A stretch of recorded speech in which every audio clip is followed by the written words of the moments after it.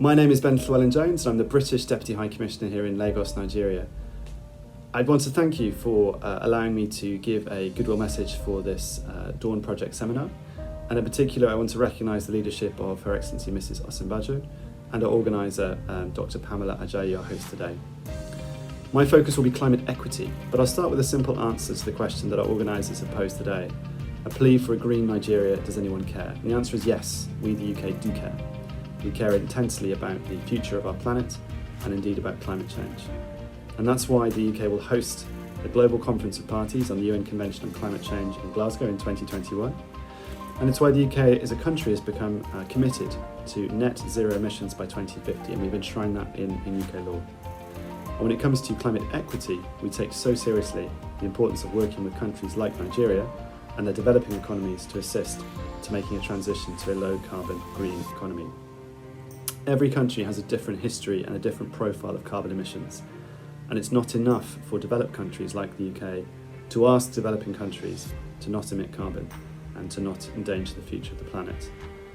The UK recognises our responsibility to assist countries with that global transition to a green economy. So the UK therefore last year doubled its financial investment to help developing countries turn the tide against climate change and against species loss. The announcement to double the UK's international climate finance spend was made by the Prime Minister, Boris Johnson, at the UN General Assembly in New York.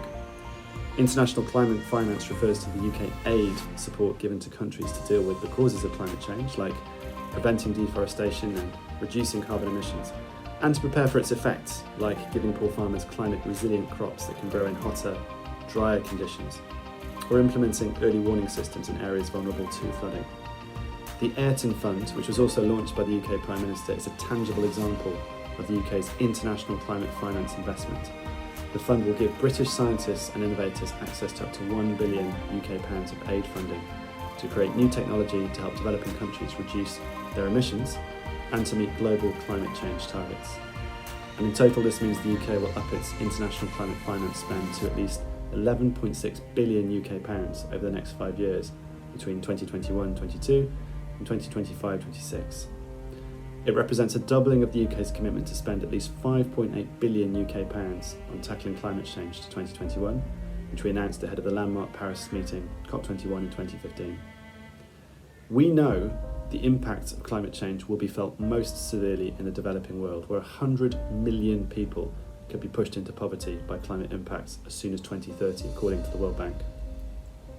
And this significant uplift in UK aid support will help developing countries prepare to pursue low-carbon, climate-resilient and environmentally sustainable development.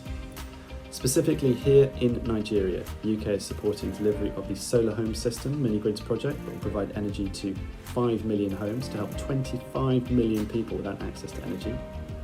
We're providing technical support to the Nigerian government and to the National Assembly as they consider how to eliminate gas flaring, which is a very important aspect of carbon emissions. And we are providing support to Nigeria and to the federal government on how it may access still more climate finance to help with adaptation to the effects of dangerous climate change, but also to put in place low carbon, resilient energy sources. We also support very much the efforts to ensure the cleanup in key parts of Nigeria that have become subject to intense pollution. Ogoniland, for example, which I visited myself and where I met with those who've been most affected by the environmental damage caused.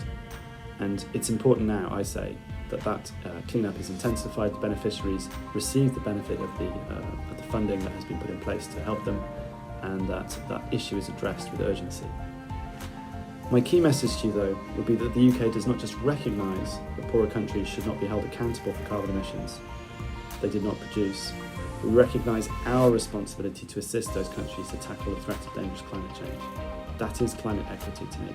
We are doing what we say, we're leading the way in fact, and putting our money where it should be, which is having an effect in the developing world to help countries as they make the transition to a low carbon green economy without going through a period of use of dangerous fossil fuels.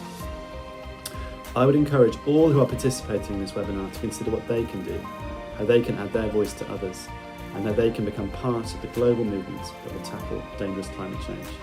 Thank you very much indeed.